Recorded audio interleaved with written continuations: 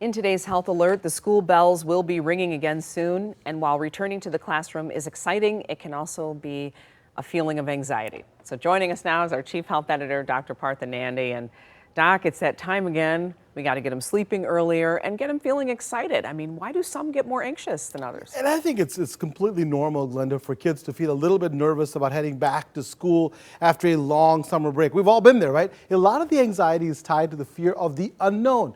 For example, if they have new classes, they may worry that, hey, they may not like the teacher, if the class will be tough, or if they'll even understand what's being taught. On top of that, thoughts of homework and tests can add additional stress. Made me stress out. They might also be concerned about fitting in with their friends, especially if there have been changes like getting glasses or braces, or they've developed acne, gained weight, or had other body changes because they're growing up. And for some kids, going back to school can be even harder if they're changing schools, starting kindergarten, or transitioning from elementary to middle, or middle to high school.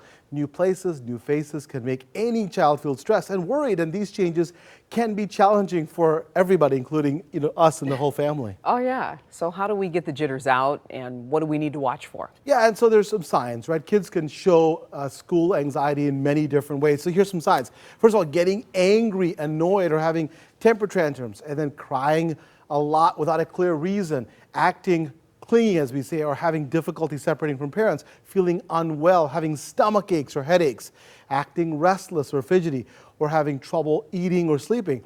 So how can parents like us help with school anxiety? Well, start by asking your child about how they're feeling, and then really listen to what they say. Don't dismiss their fears. Instead, take them seriously and tell them that you understand because you've been there. This will help them feel more secure. You can also try some practice runs, right? Walk or drive to school a few times to get them familiar with the route. If there's a meet and greet at the school, go together, walk around the halls, see the new classroom, meet the teacher, get them familiarized, right? This also helps them see who's in their class as well. And if your child is worried about making friends, practice social interactions before school starts. Remember, it's okay if kids feel a bit nervous, but if they keep having problems even after school begins, it might be a good time to talk to a physician or somebody who's a therapist. And anxiety can lock up the brain and make it harder for kids to think clearly and do well in school. So as the school starts, right, and you get closer to school, those back to school jitters can get stronger. Just take deep breaths, stay positive.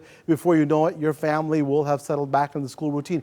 We're excited, but we practice all these things, tell our kids different things to do to get them over this. Yeah, because it's an exciting time. It is, and that's what we should focus on. But another reminder that your mental health and your physical health are one and the same. Super important. Yeah, thanks a lot, Doc. My pleasure.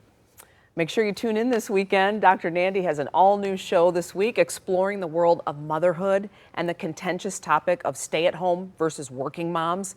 He'll be joined by everyday moms sharing their struggles regardless of their career. That's this Saturday, 5 p.m., right here on 7.